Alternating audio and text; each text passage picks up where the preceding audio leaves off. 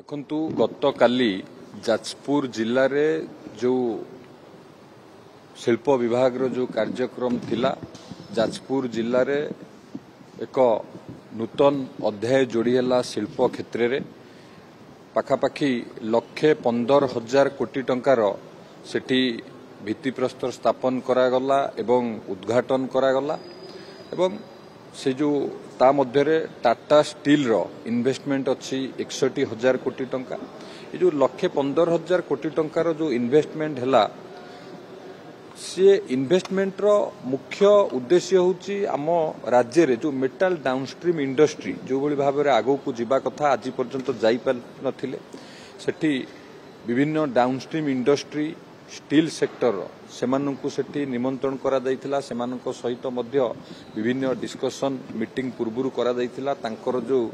मतामत थिला जे पूर्वरु सेमाने बहु बार चेष्टा करी मध्य विफल हेतिले ओडिसा रे डाउनस्ट्रीम इंडस्ट्री शिल्प प्रतिष्ठा करिवा पई विशेष करी मेटल सेक्टर रे आपण जे देखिबे आज जामशेदपुर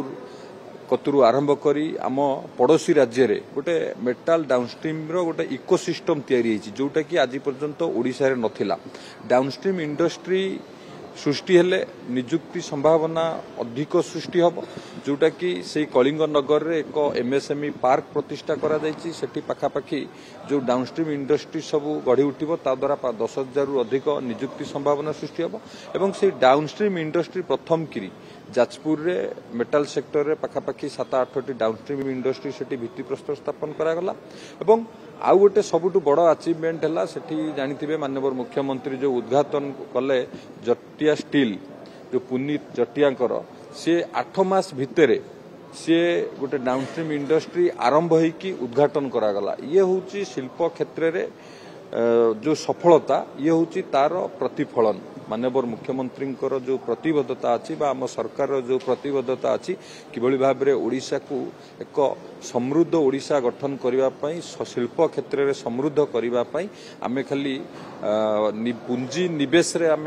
सीमित रहूनु पुंजी निवेश आसला परे किभली भाव में से एमओ हबो एमओ हैला परे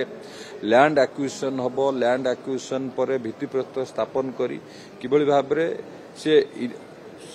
केते शीघ्र कंप्लीट हो बा इनागुरेशन हो ये पूरा चेन टाको आम मॉनिटरिंग करछु जोथि शिल्प क्षेत्र में ओडिशा आगु को बढ़ुची एवं आपण माने देखिबे निश्चित भाव में आम सरकार किभली भाव में शिल्प क्षेत्र में विकास होबो ता पई पूरा प्रतिश्रुतिबद्ध।